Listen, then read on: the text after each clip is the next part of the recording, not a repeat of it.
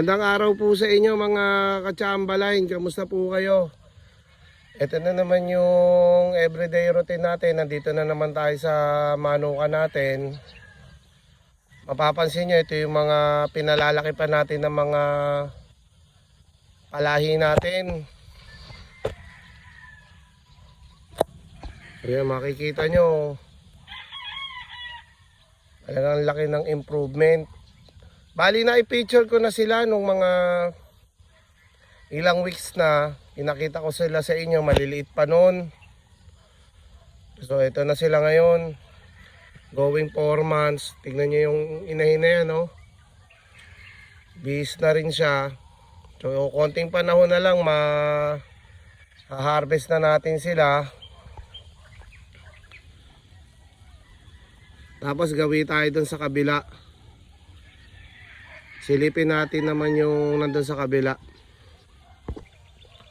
So ito yung mga isang batch din ng alaga natin dito. Tara, lapitan natin. Ngayong mga panahon natin dito ngayon, March, sobrang init po. Kaya ginagawa namin yung dextrose powder o kung anong brand po yung gamit nyo, hinahalo po namin yun sa feeds nila.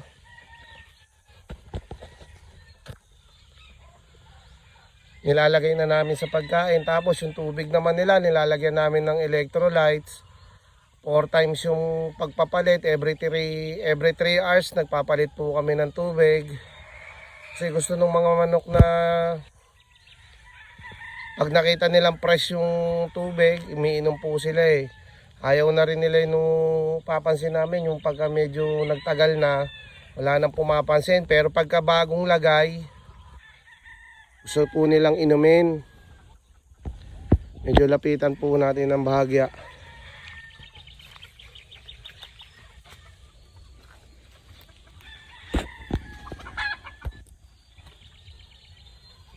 Diyan na sila oh. Malalaki na rin po. Siguro po pinaka maximum po nito 1 buwan na lang. Mag-harvest na rin po tayo dito. Kita nyo, binata na tong isa na to. Tapos yung gawi doon.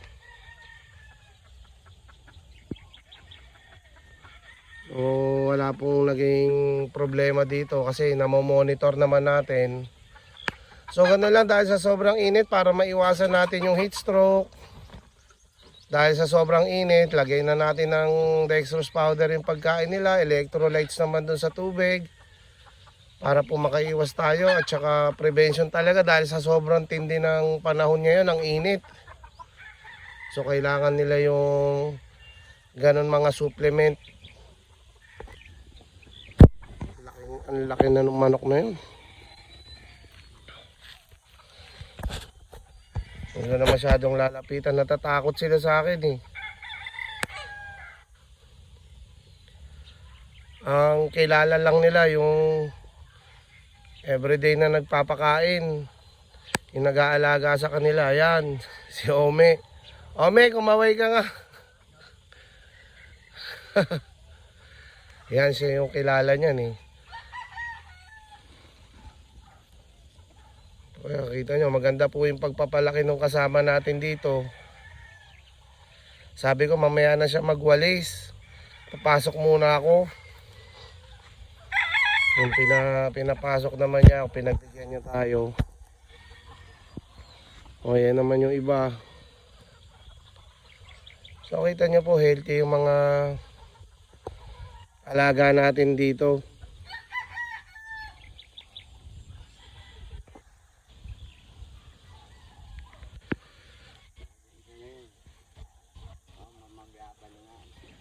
Oo, malalaki na sila. Nung na-vlog natin to, Ome, ano eh, sisiw na sisiw pa eh.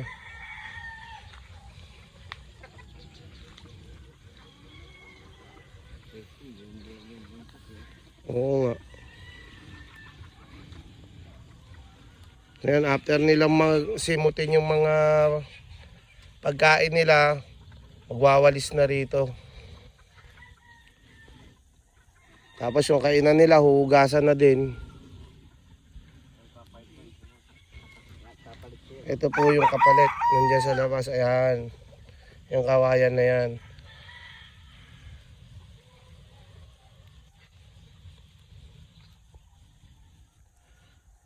Hindi natin inabutan mga katsambalay na nagpapakain eh. Kaya hiwa-hiwalay sila eh. Kung inabutan sana natin, mas magandang makuhanan.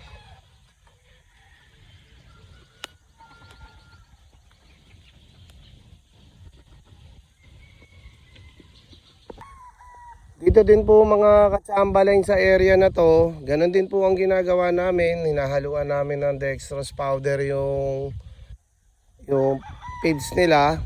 Dahil nga yung panahon, grabe. So kayo na po bahala kung anong brand po yung ginagamit ninyo. Tapos yung tubig din. Dito po magpalit din po kami 4 na beses. Basta importante, wag mawawalan yung lagayan nila ng tubig. Wag mawawalan yan ng inumin. So 7 ng umaga, tapos magpapalit kami ng alas 10. Puno ulit yung mga lalagyan nila, yung mga paso nila. Tapos alauna, pupunuin ulit yun, fresh na naman. Yung huling lagay, wala na po kami ilalagay na electrolytes doon. Bali, 3 beses bibigyan. Tapos yung huling painom, pagkatapos kumain sa hapon, plain water na lang po yun. Kasi hindi na mauubos ng mga alaga natin yun. Dahil maya maya madilim na, sayang yung gamot. So 3 beses kami nagtitimpla. Yung huling bigay, yung huling pakain sa hapon, plain water na lang. Lahat po yan binibigyan.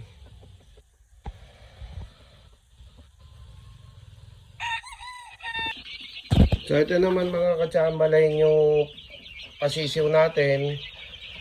Medyo hinihintay pa yung isang vaccine nila para ma-introduce naman natin sila sa labas. So antay-antay lang. After nung isang vaccine, lalabas na po natin yung mga sisiw na to. Siyempre advice po yun ng vet natin. Tamang-tama lang.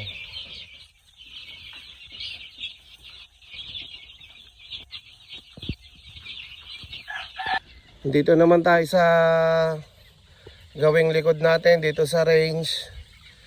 Siyempre i-check pa din natin yung mga alaga natin dito. Halos araw-araw naman po yun yung ginagawa natin. So ayan, makikita nyo mga katsambalay, wala naman nagbago. Healthy pa rin sila, wala tayong nakikita na nananamlay. So ibig sabihin yung sistema natin, yung programa natin, effective para dito sa amin. So ganyan lang po yung diskarte namin. Lalo na po ako, gusto ko po talaga araw-araw makikita ko po agad sila.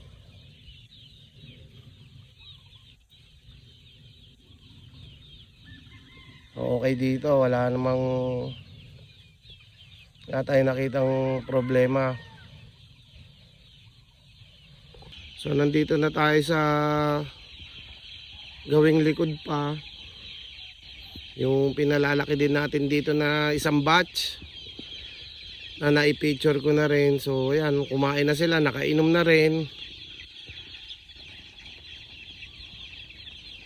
Kaya pakakawalan na sila. Tingnan nyo naman yung mga alaga natin kung gaano kasisigla yan. Meron na tayong konsuelo, yung araw-araw na sakripisyo natin. Lahat napapawi kapag ganyan na nakikita natin.